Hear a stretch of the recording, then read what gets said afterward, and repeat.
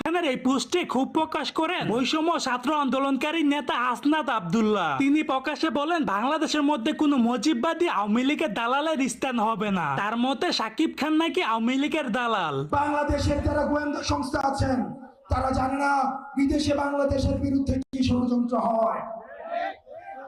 শুধু তাই নয়, তিনি আরো হুঁশিয়ারি দিয়ে বললেন সাকিব খানকে বাংলাদেশে ঢুকতে দেওয়া হবে না। যেভাবে স্বৈরাচারের পতন হয়েছে ঠিক সেভাবে আওয়ামী লীগ ও তাদের লোকদেরকে শেষ করা হবে। দেখেন, আওয়ামী লীগের মধ্যে একটা সরি ফিল পর্যন্ত নেই।